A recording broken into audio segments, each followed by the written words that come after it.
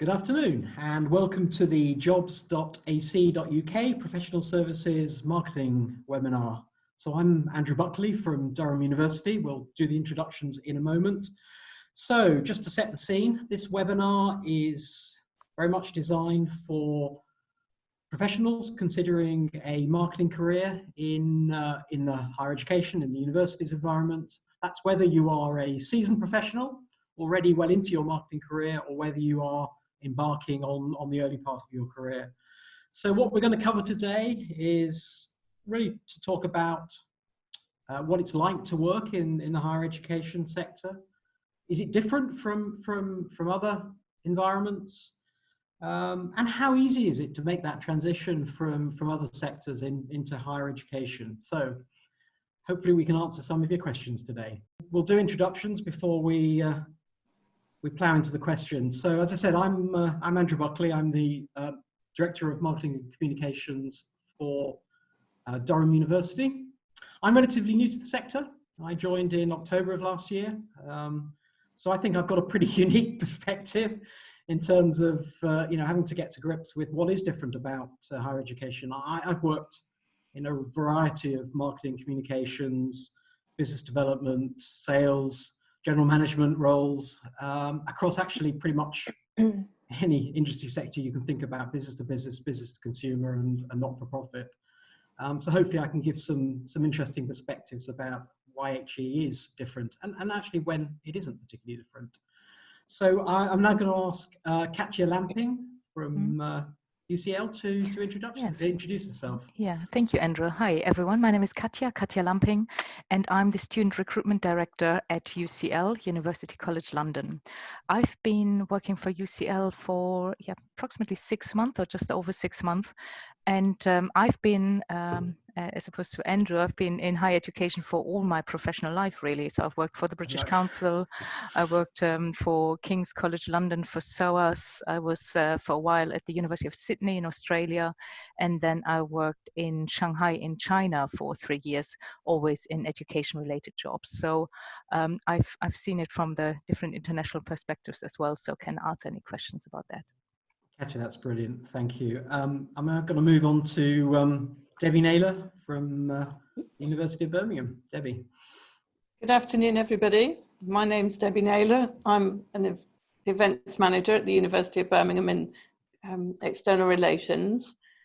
We organise quite a wide range of public and corporate events. My background's in marketing and events from quite a wide range of sectors, really.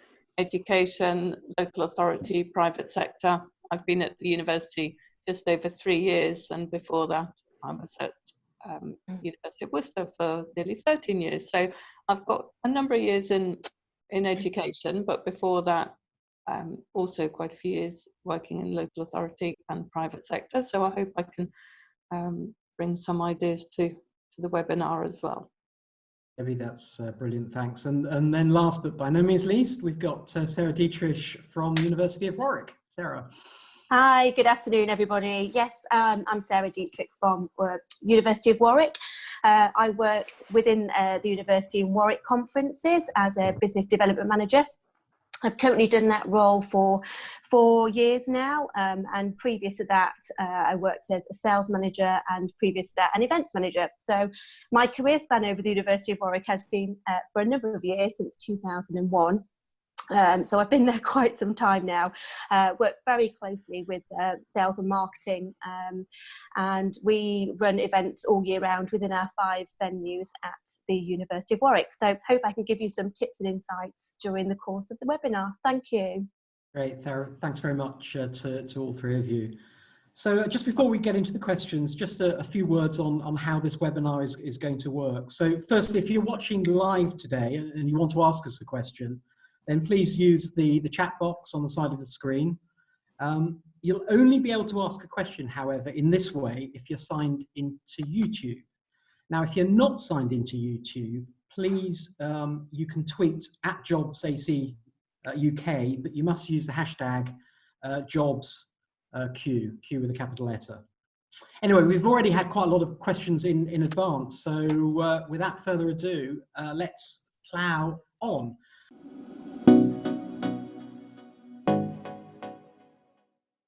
So the first question is around what types of marketing roles are available in higher education. I'll start by giving my thoughts on that, and then I'm going to open it up to the panel. So I guess the answer is, in short, there are a very broad range of roles in marketing. I'm going to talk about marketing and communications. It's I think the focus of this webinar is probably more at the marketing end of that spectrum, but it is a broad spectrum, so it's probably worth touching on the comms side as well. I think the first thing, and this is something I'm sure Katya will talk about in a moment. I think the lifeblood of any university is the recruitment of students, both home students, domestic students, and increasingly international students. So those roles are absolutely critical. And my colleagues at university often get a bit upset when I use the terms kind of market and customers, because that's kind of not been how we do things in the higher education sector. But actually, it is becoming much more competitive, particularly when we move into international markets. So student recruitment is, in many respects, like any other customer acquisition process that you might be responsible for in a commercial business. So, you know, really critical roles there.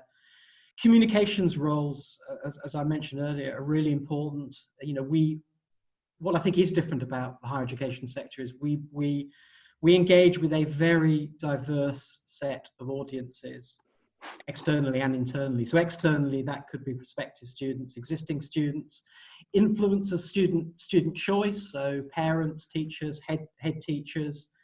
The academic community is a really important influencer community. The local communities in which our universities operate, employers. So, you know, the communications challenge is an important one. And probably the third area that I would highlight is kind of broad web and digital area. I mean, that's important in any business. I think it's particularly important in higher education, because clearly we are talking to a very digitally literate audience. I mean, you know, digital natives. So, you know, that's an area where I think most universities have and are continuing to put significant investment. So I think probably on that note, it's probably worth asking Katya first, if you're okay to do so, Yeah, just to talk about particularly the student recruitment side. Oh yes, yeah. I mean, student recruitment is, as you say, in a way, the lifeblood of the university, as in we are there to promote the university to the, well, in UCL's case, to the best and the brightest. So to really try to get the students, the right students into UCL, and but also to communicate what courses do we offer and who is the right student for us. And in our case, the communication is not only directly to the student, but also, as you mentioned, Andrew, to the wider community, as in the guidance counselors, the teachers, so the influencers, as we call them, to really make sure they understand UCL's proposition and who is right for UCL. So, and I often liken my team to a bit more to the sales team. Really, we are out there. We need to be. We're going to events, well, if we can, or we do it online. We communicate with the students, with the prospective students, and with their teachers and advisors and so on a possibly daily basis, and just really to give them the right information, because obviously studying, especially for an international student, is a huge investment. So you really need to give the students all the information that they require. So and we are also, sometimes we need to really grab the opportunities as well. So if we see that there's an opportunity for us to get involved, then we need to be there. And I think in terms of the marketing roles, the marketing communications team at UCL or any other university is possibly a little bit more on the strategic side, to actually think, okay, where do we want to go? What do we want to do? How do we want to engage with our audiences? And this is really where we work very closely. We are part of the same team with our Marcoms team, but they're of course also responsible for the social media aspects. They're responsible also for our current students, as well as of course for parents and the wider community. And as you say, digital is incredibly important to us as well. As you say, they're digital natives, so we try to be as much on our forefront as we can be to work with our students as well as our lecturers, and so on, to bring across what we have on offer. And I think communication is really important currently, especially today's the 18th of March, we're in the middle of coronavirus. So internal comms is also vastly important in order to keep everyone up to date, because today it's so easy for messages to go out on either social or any other way, and to make sure that we're all aligned is really important. So this is a whole mix. So we often at the forefront, we're bits of the vanguard in terms of the student recruitment piece, but there's so much behind it as well, and without it we couldn't do it. Yeah, just before I pass that over, I think just a point on in internal comms, it's a really interesting one, because I think in most organisations, internal communications is about communicating to your staff. But I think in a university environment, that's a bit different, because our students are part of the university community. So whilst they are different from our staff, we do think of them as part of that internal communications channels, particularly those that are already here at the university. So that can be challenging. Anyway, I think probably a good point to hand over to Debbie. I mean, you're obviously in a very specific area of business development. It'd be useful just to talk about what business development means in a university environment, and what sort of roles you have within your function. Well, my area events, aren't you? Yeah, Sorry, no, I've got that wrong way around. Sorry. That's okay. Don't worry. Very in an events context, really, in an events context. So we organise a number of a range of events, really. So some are corporate events where we're showcasing the work of the university, the work of the university's academics and researchers, and we organise a number of community events to show that we are part of the community. The university is for the community. It's a campus that we would love people to come onto and enjoy in every possible way. Our communities are also our own colleagues, our staff, and very much our students, as you've mentioned. I think from the point of view of events, there's really the whole range of marketing and communications functions that are brought to bear, really. There's the plan, that thinking about an event in the first place, and the whole sort of bringing it to fruition is quite a creative aspect. So you're planning it, you're bringing everybody together to help deliver it, and you're promoting it. Obviously, there's a need to promote the event. We want people there. We want as many people as possible to attend. So our actual events are all free, but we still have them ticketed. We still promote them widely. We then also use social media, as you've mentioned, to promote the event in advance, but also to allow people to tap into the event afterwards if for any reason they haven't been able to attend on the day. So if we have a distinguished lecturer coming onto campus, it's been great to record the lecture and then put it onto YouTube after and share it with a wider audience. So I think there's a lot of work looking at the audiences. So tailoring messages, whether that's our stakeholders, the university, the business community, people who are already working with the university, who may be working with the university in the future, our local community, our members of the public, staff, students, and tailoring that message accordingly, and the event that we put on. So I think from that, we actually tap into all aspects of marketing and communications in delivering that event. And just out of interest, Debbie, the people in your events team, do they tend to come from a wide variety of events management backgrounds, or do they tend to be dyed-in-the-wool higher education specialists? I would say very broad, actually. We're all quite broad base of experience. I've come together at different stages of our careers. So first people entering the jobs market in the first place, or moving forward and developing skills. So I would say completely broad, to be fair. Okay. And Sarah, I'll try and get this right this time. From a business development perspective, it might be first worth explaining to our audience what business development means in a university context, and therefore what types of roles your function encompasses. Yes, of course. Business development is quite broad, really. For me personally, I look after 5 venues within the University of Warwick. So I am a business development manager for those. It's the commercial side to the university rather than the student side. So I primarily look after all the existing business that comes into our 5 venues at the University of Warwick. So for us, 80% of our business is repeat business. So therefore we are nurturing and growing that business. And then the remaining business is me trying to effectively go out to many sectors and corporate companies to attract them to use our venues within the University of Warwick.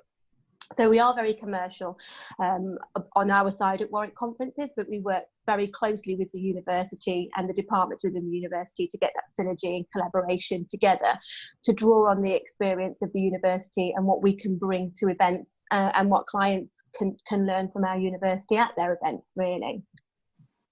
Thank you for that.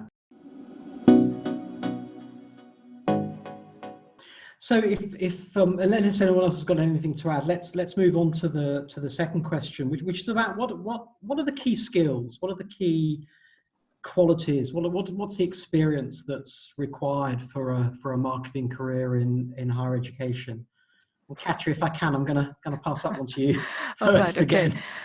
Yes, I think for me at least the key skills are adaptability and flexibility, and also specifically for working in higher education, you work with very clever people, and these clever people don't necessarily buy everything that you suggest in terms of marketing or sales.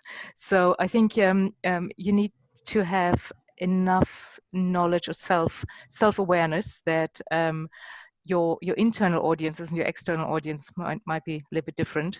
So what works for teachers and for students might not necessarily work with members of academic staff that you would like to try out. So I think there needs to be, well, I call it self-awareness, that you might be an expert in your field, but your expertise is not necessarily in a university setting, is not on the same par as some of the great research that some of the academics are doing. So I think you need to be quite aware and need to be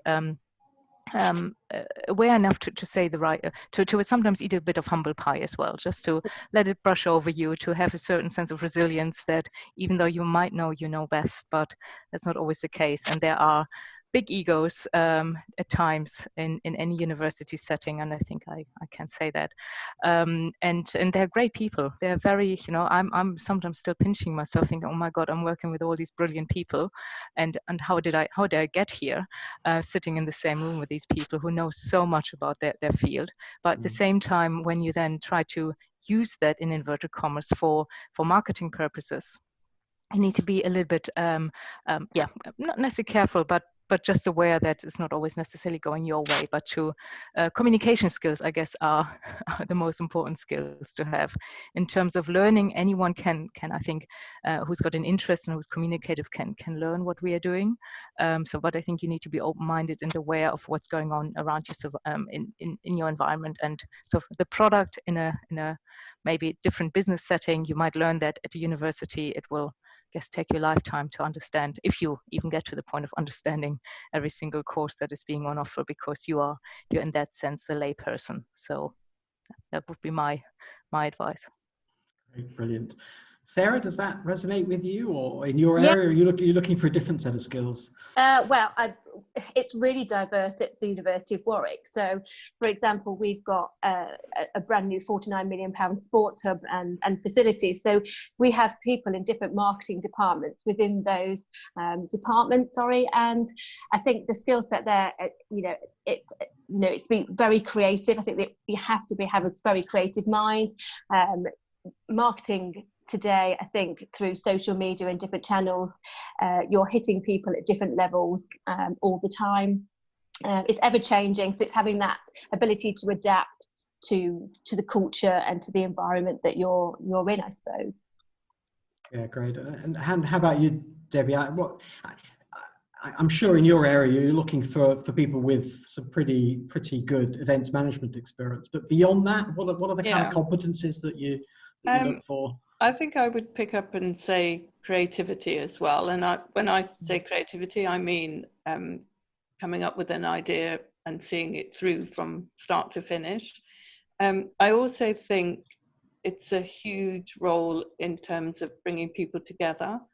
And I think that possibly goes across all of us, I'm thinking, really, because you are, you're working with academics and colleges to showcase their work, which is absolutely incredible. And I'll follow Katya's point about it being an amazing environment to work in that sense. And so you're bringing people together, and that sort of opportunity, that coordination element, really, and that bringing people to work towards one thing together is crucial, really. The communication skills that go to do that, whether it is face-to-face or whether it's online or in whatever shape or form, really, that is quite key to our role. Brilliant. Yeah, I think that all kind of chimes with my experience over the last 4 or 5 months of the sector. I'd add a couple of things. I think we've touched on some of them already. The first thing I think is really important is the ability to deal with complexity. I mean, I've always said, you know, any industry sector, any organization has its own idiosyncrasies, you know, but organizations are organizations. Actually, I'm not sure that does apply to universities. They are very strange organisms. And if you're used to a fairly transparent power base, a fairly transparent chain of command, then you might struggle a bit in a university environment. So firstly, you've got this dichotomy between academic staff and professional staff.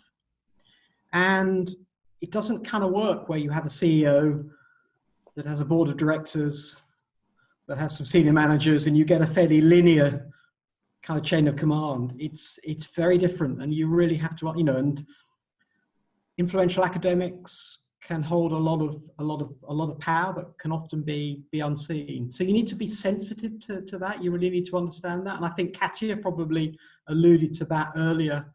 I think the second area, and I think it's probably the one that Katya talked about, is resilience. Those internal customers in particular can be very demanding, particularly the academic community. You know, their particular area of expertise, their particular area of research is the most important thing in the world. It might not chime with the stated strategic objectives of the university, but believe me, it is the most important thing from their viewpoint, and you have to be able to respond to that. So yeah, you need to be able to deal with some really inspiring people, but with inspiration comes challenge as well. That's probably a good point to move on. So the third question we have was specifically around the application process. So the question was, what's useful to include in my CV if I'm applying for a marketing job at a university? So what are the kind of critical things to include? So Sarah, if it's okay, I'm going to ask you first. What do you look for in a CV or in an application? Well, if it's a marketing one, Andrew, it's probably not me best to answer that one, because I wouldn't to look at it from a marketing perspective. So maybe Katya might be better to allude to that. Absolutely fine, Katya. I think that one's heading your way. No problem at all. I think from my point of view, and I think I speak for UCL in that sense as well. We're always happy to take people from outside the university sector, because they bring in new ideas and fresh thinking, and also different, a bit more, may I dare say, professionalism sometimes to the roles. I think the most important thing for us is that if you can demonstrate how your skills can be used in the university setting. So whatever you've done before, as long as there's a demonstration of that, you have an understanding of that, maybe as Andrew and I just talked about, that there might be different. It's a complex institution. and they're different from commercial institutions. And to have this understanding and awareness, if you bring that across in your CV, that will be very helpful for us, because then we can see, oh yeah, this person has actually thought it through. So if we get, I mean, often we obviously have often people who've worked for universities before. That is very helpful because it makes the transition very easy, and we can see, all right, okay, they know what they're dealing with.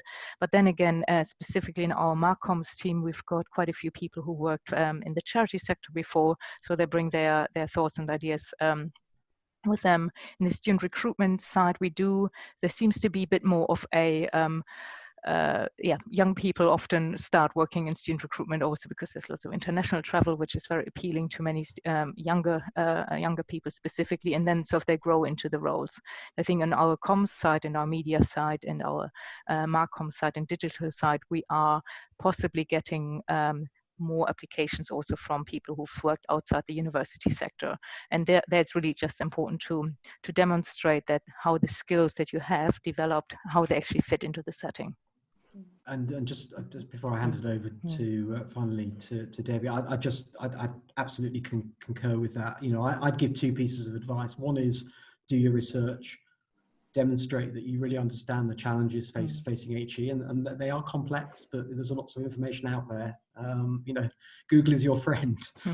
And secondly, again, to echo what Katya was saying, I think if you are applying from outside of the HE sector, don't worry about that. You know, as long as you've done your homework, I think what's important is that you can demonstrate how what you have done in your previous roles can translate into the HE environment, can help address some of those challenges. I mean, I talked, for example, about, you know, having to, you know, what was, at least for the kind of elite universities, you know, recruitment was really an admissions process. It was about selecting the best candidates. I don't think any of us can be complacent anymore. You know, we are competing for the best students both in the UK and internationally. We all have, as individual universities, we have increasing requirements to widen participation, so make it easier for students from difficult backgrounds to access higher education. So if you add all that together,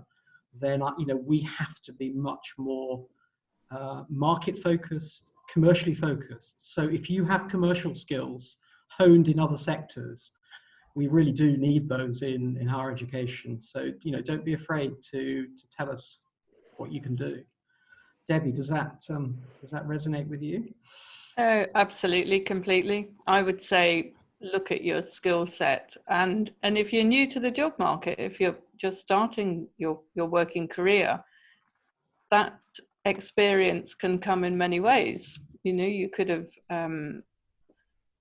managed a sports team, or you could have put on an event for your student union, or whatever else. I mean, there are so many opportunities to show that the skills that you've developed and how they are transferable.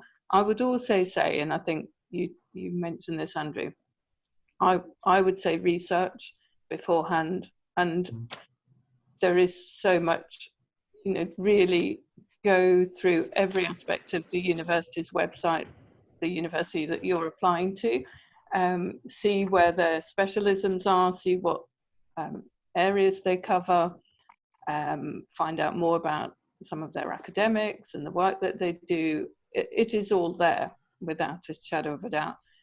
Maybe try and speak to somebody. I think you find that certainly the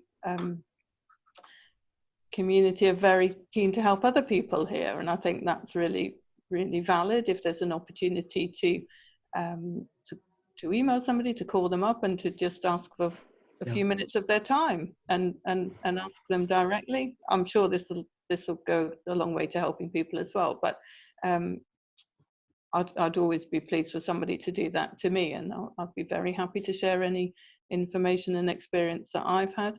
I think the key, sort of do the research beforehand, know the organisation you're applying to and what you can bring to it, and which skills you have that you can transfer into the environment that you're applying for. So echoing what you've said, really, but I hope that's helpful. Yeah, Debbie, that's great. Thanks.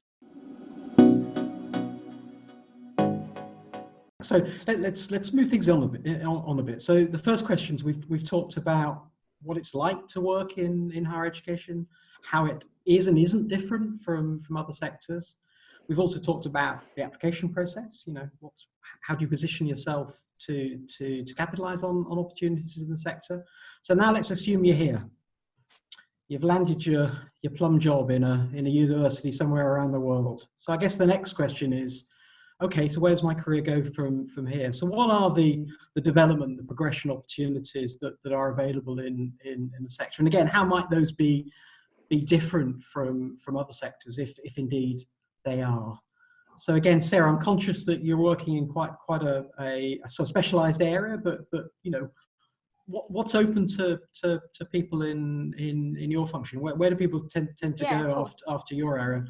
Absolutely. I mean, I think really the key message is that there are a lot of opportunities for progression within the university, certainly within my field, within the commercial sector. I'm prime example of that, really. Starting off as an event manager, then had the opportunity to progress to sales manager, and then came back after a short break to have a family, progressed to a business development manager. So, you know, that there is... The universities, I think, in higher education want to grow and develop people and nurture the talent that they have within the university. And it makes, you know, great sense to me that if you get good talent within your organisation, that you would nurture and progress that through.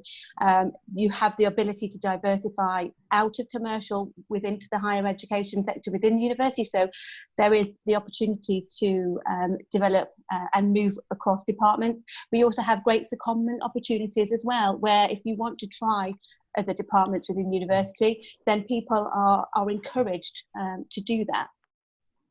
Yeah, just to add to that, I think a lot of organisations are moving to more of the kind of job families approach, and I think that's particularly true of universities. So, you know, certainly at Durham, we are trying to move away from having very, very task-specific, job-specific roles to much broader roles. And the reason we do that is to make career progression, transferability of skills across the university much easier. So I think that's a really positive move. It has its challenges in terms of, you know, people maybe not initially getting the clarity that they're looking for around their specific roles, but I think the longer term benefits are there to be seen.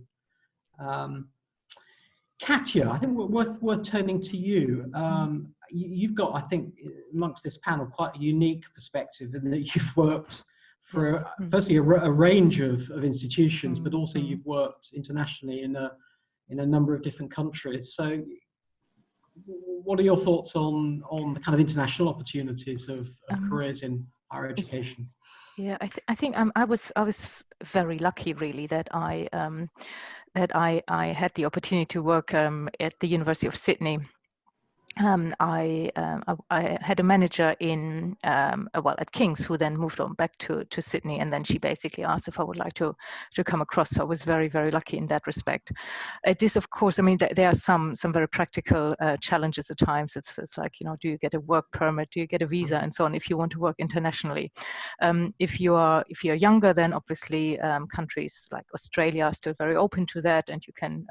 At the University of Sydney, we had loads and loads of students. Younger, sort of 20 to 30-year-olds doing work, using the work visa to work at the University of Sydney, for instance, and across Australia. So that was pretty easy. I think sometimes you don't even know what some things are good for. So I think if you have an opportunity to explore something, you might not know right away where it might lead you, but later on it can actually come in quite handy. So for me, Australia was an opportunity, which I thought, oh yeah, of course I'll do that. It sort of then turned out that I then moved to China and then back to London, and without that I wouldn't be sitting here now, because obviously the UCL's interest in me as a person was also then because of my international experience. Yes. So you sometimes just don't know where things are starting and where they're stopping. And I think, as you say, universities overall are learning centers. So development per se is top of mind, I'd say, for any university. That does not necessarily always mean the next career step right away, but I think in sort of what you learn on a daily basis, even by just going to lectures or listen to the podcasts that the universities develop. It's you sometimes don't know what you know until the next job comes up and you think, oh yeah, I've done that actually. Oh yeah, I can relate to that. And this is then the opportunity. So I think sometimes not that straightforward in terms of career progression. And I can see that with some of the younger staff in my team, that they're sometimes getting a bit like, I've been here 6 months in this role. Where's my promotion? I was like, no, hey, hang on, just hold on a little bit. And I think it's for me, it's also sometimes changing. If you see that you don't get further at one place, then maybe another place is the right place then for you to move on. So I think it depends also on the individual where they're feeling comfortable. Overall, I think universities are a great place to work.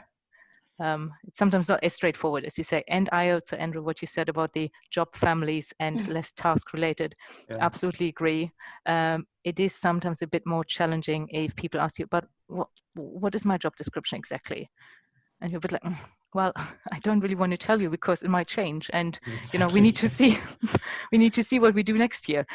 So I think this sort of the mindset needs to be a learning mindset really for people who enjoy this work. Yeah, no, I think, Andrew, I would add, Andrew, about the training opportunities. I think they're absolutely phenomenal. And as Katya said, we're a university, we're a learning environment. So that really is at the forefront. And members of, certainly here at Birmingham, members of staff are absolutely encouraged to make full use of the training that is here. It's there for you as an individual, and it's there to help you progress and to encourage you into the secondment roles that Sarah has mentioned. Thank you. I'm going to move on to an area that I think is particularly in the current environment, I think is really pertinent, and that's around, I guess, how we work, how we're organised at university. So the question was specifically around what are the opportunities to work remotely, to work part-time, to work freelance. And I think, you know, if I can give my thoughts on this before opening it up to the panel. I mean, I think universities, almost by definition, because of the nature of the way we work, we are quite flexible in our approach to working arrangements. I think quite forward-looking. I think in the last couple of weeks and over the next months, we are going to really have to get to grips with home working. But actually, I think, again, a professional environment like a university lends itself very well, not in all cases, but in many cases, to home working. But I think we certainly have a very strong culture of really trying, as far as is possible, of building or allowing people to build their own kind of work patterns around their personal circumstances. I mean, it's a contract between the university and the individual. It's got to work for both parties. But I think there is an enormous amount of goodwill to be flexible. The only bit I would just add a word of caution on, and it's probably true of any sector, not just the HE sector, is this whole area of freelance working. I mean, firstly, I think just for those of you familiar with changes to IR35, which is particularly aimed at people working freelance or as consultants, it is becoming increasingly onerous for institutions to employ people on a consultancy basis or a freelance basis. And actually, it's becoming less and less financially lucrative for the individuals. But as I say, I think that applies to business as a whole, not just to universities. There is a second one that I think is very specific to universities. It's certainly something that at Durham we are very mindful of, which is this whole area of casualisation of employment. So traditionally, a lot of jobs have been offered on a part-time or a temporary or a short contract basis. It's something that we are making, and I think most universities are making a concerted effort to move away from. It's probably a good point to open it up. Does anyone want to dive in and give their own perspective on that rather than me doling it out? They're all waiting politely. I'll add, I'll come in. We're going through, as you all are, the situation at the moment, and I am at work at the moment, but I will be working from home shortly. But I think it gives an opportunity that there is a technology, and we're trying it here at the moment. So I think bringing in the use of the technology we have to hand gives an element of flexibility to the fact that maybe, you know, you don't all have to be in the same room, but it doesn't mean to say that you can't communicate as clearly as possible with each other. Some events we may be able to be delivered in a slightly different way. Equally, there are some that are very much face to face, and you want the people there together. So I think it's a whole variety, really, of using the technology that is there to maximize the way that we work as a whole. Anyone want to add to that, or can I move on to the next question? No, that's fine. I think we've covered it. Yeah. Yeah. Okay.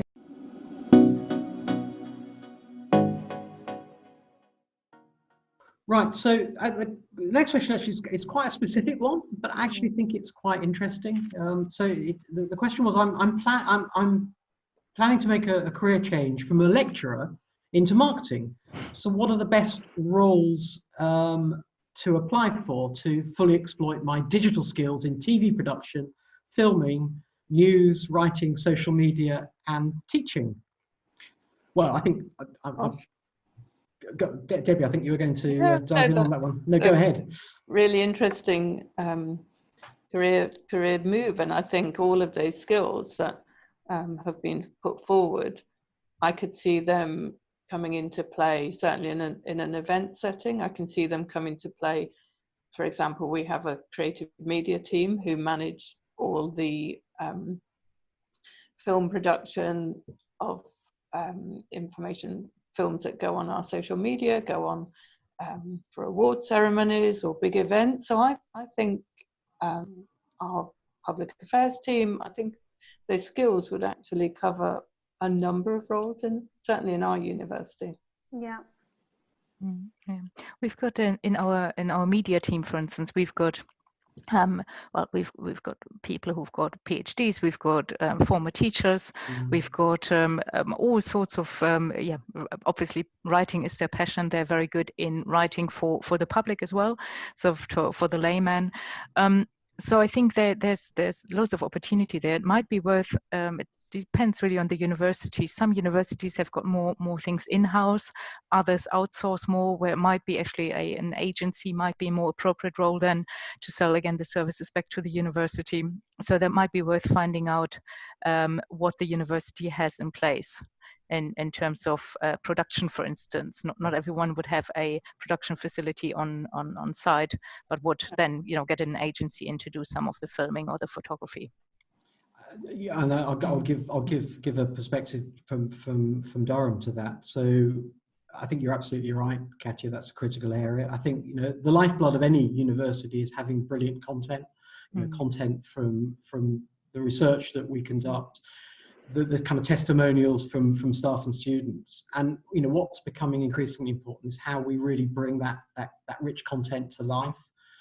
So we have taken the decision to invest in building in-house capability in taking content and bringing it to life through graphic design, through video in particular, through things like animation, infographics. Virtual reality is becoming really important, being able to give virtual campus tours, for example. So it's absolutely an area that we recognise there's a requirement to invest in, and invest in in-house capability. Sarah, did you want to add anything to that? Probably quite specific. Yeah, well, no, I mean, it echoes really what you've just said. And we're the same as Debbie, that we have quite a large digital event production team. So diversifying into skills would absolutely fit within the university and higher education, as you've alluded to as well. Thank you. I'm going to touch now on a question that's specifically about entry-level roles. So I guess the question is, you know, should someone who's at the very beginning of their marketing career, say that, you know, they are a new graduate, or maybe it's their second job, is higher education the place to kind of start or develop an early marketing career? You know, what advice would the panelists give to someone who is at that early stage in their career? Any one of you want to dive in? Well, Sarah? I mean, yeah, I mean, I absolutely do. I think it enables you to be nurtured from the offset, and it allows you to grow within that environment. So I would actually say, if somebody going in at that entry level has the potential to develop, is encouraged to take on extra qualifications and marketing opportunities within that role. Yeah, I think in terms of student recruitment specifically, because we often have sort of, you know, people fresh from university.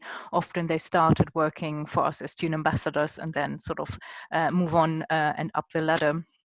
And often they stay on for a while and then might move on to other universities, or then basically think, oh, maybe that's enough now for me, and they move into a different career. I think in terms of the more marketing related roles, universities definitely are very interesting, because it's such a wide task really. It's not, you do not promote just one product, but you often have the whole university plus all the challenges that we mentioned earlier.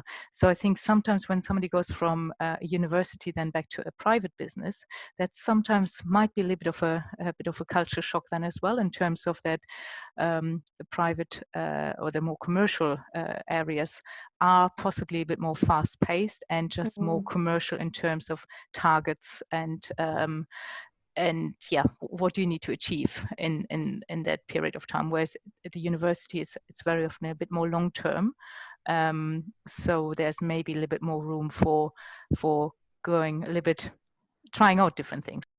I'd certainly say as a general piece of advice, anyone starting out in a marketing career, I think it's really important today to get a variety of experience in a range of roles, different organizations and different sectors. And I think a period, whether it's a short period or an extended period in higher education, is a great addition to a CV. I suppose the only small caveat to that might be, you know, if you are a fresh graduate, you know, I take Katya's point, you know, people come from university, they've enjoyed life and probably, you know, think about, you know, can I stay in that environment because it's one I like and I'm familiar with. Whilst you'll get an enormous variety, you might, as a raw recruit, might not get the structured training that you would maybe get in one of the kind of big commercial graduate recruiters that can offer a much more structured graduate training process. But that's only, it's a very, very small caveat. I think conversely, you get some hands-on experience that would be invaluable. So, you know, it cuts both ways.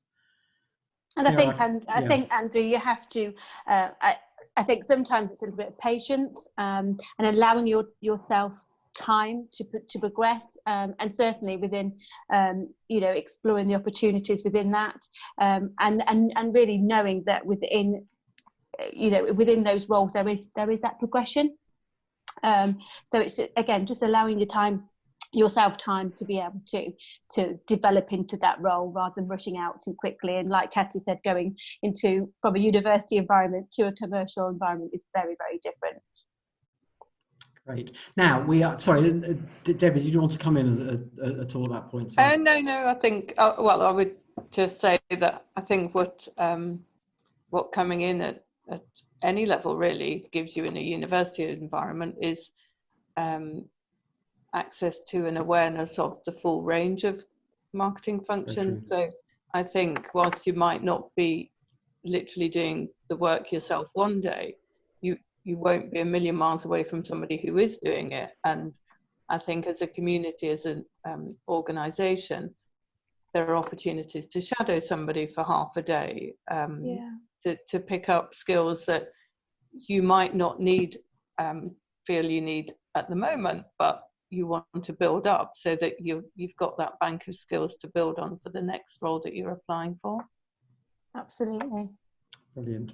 Now I'm conscious we're coming towards the end of our allotted hour, so I really, as a thank you to our panelists, he says with a smile on his face.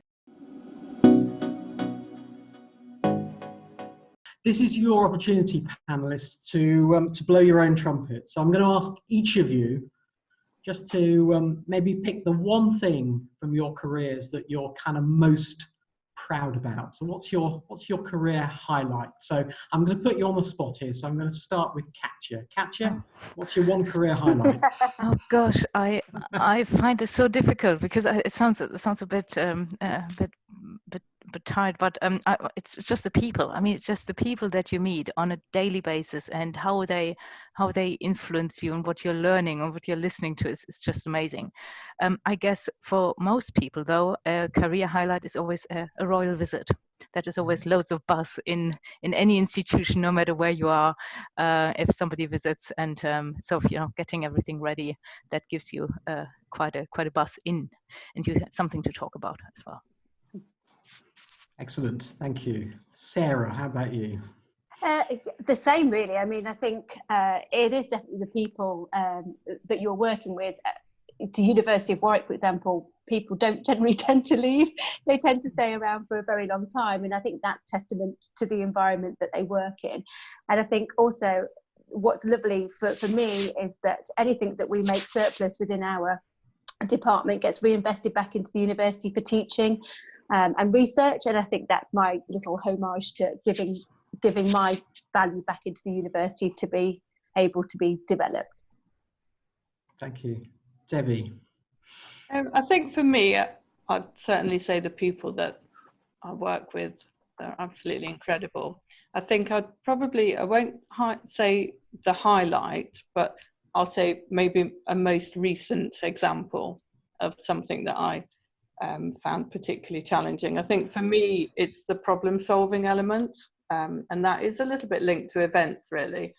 There are, you plan everything, and you really do implement, but then occasionally you have to go to plan B or plan C, and having those backup plans and being able to implement them without anybody else knowing that you're implementing them, in the sense of members of the audience. Obviously colleagues know, but in terms of members of the audience, I think is crucial. But also just the small things, really. And an example, recently we had a large event at the university last week, and there was a situation afterwards where by mistake 2 people had taken the wrong coats, and bearing in mind we're having people coming from quite a distance. It was a very cold day in Birmingham, but just getting to grips with that, really, and thinking through what are the options, where they're likely to, who's taken the wrong one, how's it happened, and piecing the jigsaw together so that the right coat went back to its rightful owner. But I think just really an example of maybe thinking a little bit wider than what's right in front of you, really, and doing it as quickly as possible on your feet.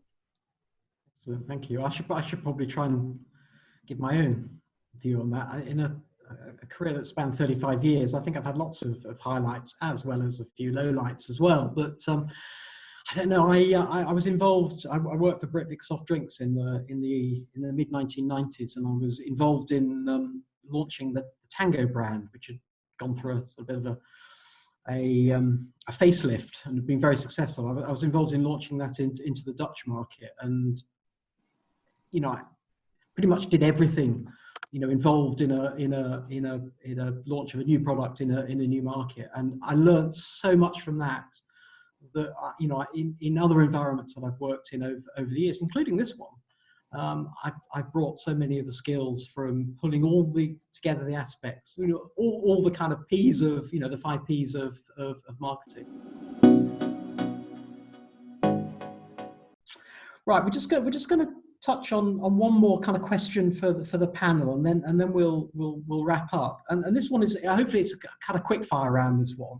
So I'm going to ask each of the panelists, what is your favourite facility at the university? So that could be a wellbeing service, it could be a social facility.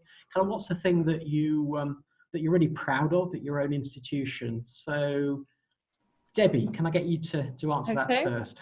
You can. Well, I think for me, I have to say I'm very, very proud of the beautiful campus that we have here. And I think it's absolutely incredible. So many people put so much time into working and creating it the way it is. We opened an element of our campus last year called the Green Heart, which is actually a very pretty part of the campus. And we had a big event to launch it, which was a wonderful opportunity to bring so many different people within the university together and to share this with our local community, our members of the public, our stakeholders. So I think for me, using that and encouraging not just myself, but people in the community to use that on an everyday basis is an incredible opportunity for well-being. It's a very green, pretty space and changes incredibly throughout the season. So I think having it on our literally on our doorsteps, but also for everybody to use. And I think to me that's just incredible. And I would really encourage anybody, and I hope you're all able to visit us shortly and come and see it for yourselves. Excellent. And Sarah, same question to you, and feel free, by the way, to talk about your own event spaces, because I'm sure you're very proud of those. Well, I am, yeah, absolutely. I think, like Debbie, we actually built a new sports and wellness hub, a £49 million facility, which opened last year. And again, it is amazing. Every time I walk in, I'm in awe of it. It's got some fantastic, amazing facilities, and the synergy with that is really health and well-being. And we're really trying to encourage our staff and delegates to take some time out to invest in health and well-being.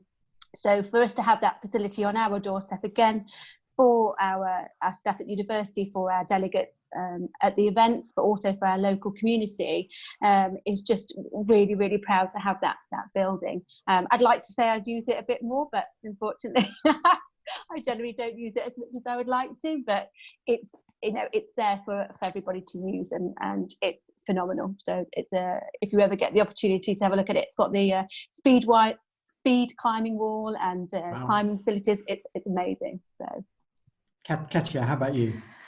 So I think what I enjoy the most is something that my colleagues have developed, which is called UCL Minds. And so this is something which is a bit of a repository of all the wonderful things that are happening at UCL. And part of that is a podcast series. And of course, everyone is doing podcasts at the moment. It's a new thing. But what my colleagues have done recently was in the just before Women's Day, International Women's Day, was a series called Talking to Titans.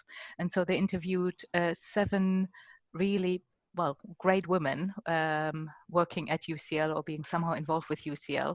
And so half an hour podcast, and they're really wonderful and really good to listen to. And these sort of, that we try to do also part of the research that we're doing, try to bring it back to the community through either lunch hour lectures or the sort of podcast series is quite fascinating. And I think, I really enjoy it, not because I just work there, but it's a great series, so I can definitely recommend doing that. Brilliant. And mine, we've just opened a new state-of-the-art teaching and learning centre, which we're all immensely proud of. However, I like it particularly because it's got the best cafe on the campus. Right, we are running out of time. We've got about a minute to go. So I'm just going to ask each of you for your one bullet point or virtual bullet point takeaway from today. So quick fire. Debbie first. Okay, well, I would like to say to anybody thinking of applying for a university role, please go for it. And if the job that you're looking for, or the job description of the job that you're looking at, if you think that maybe you haven't quite got all the skills or the experience that is asked for, don't worry about it. Think of how you can showcase those skills and experience in a different way. But most importantly, have a go, put your application in, do the research that we've talked about already, and take it from there. And I think Brilliant. you'll find it opens amazing doors. Sarah, how about you? Yeah, and I think also something we didn't touch on, but because it's a larger institutionalized environment, you are protected. So you've got the option of joining the pension schemes, you've got the training options. Yeah. There's a lot, there's a lot of added benefits to working at a university. So I would say that's certainly something to bear in mind also. Katja? Go for it. It's a great environment to work in, wonderful people. And but as I said right in the beginning, a little bit of resilience doesn't go amiss. And I would concur. I do your homework and go for it. I think we're run out of time, so thank you to my panelists. Thank you for all of our viewers, if that's the right term. So the recording of the Hangout is going to be available shortly on the jobs.ac.uk website, on the YouTube channel. So if you want to recap, or indeed if you want to share it with your network, then please do. So again, as on behalf of jobs.ac.uk, I'd like to thank our panelists for their time today, and thank you for watching. I hope we've answered some of your questions. Thank you very much. Okay, Thank you. Thank you. Thank you. Goodbye. Thanks a lot.